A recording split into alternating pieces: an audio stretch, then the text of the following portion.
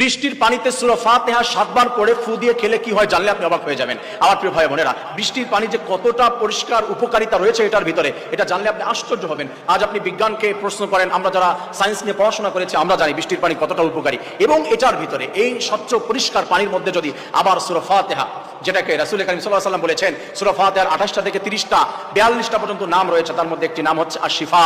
আল্লাহ তাআলাই বলেছেন ওয়া নুনাজ্জিলু মিনাল কুরআনি মা হুয়া শিফা ওয়া রাহমাতুল লিল মুমিনিন। আমি আল্লাহ তাআলা কোরআনকে শিফা বানিয়ে দিয়েছি, স্পেশালি সূরা ফাতিহা।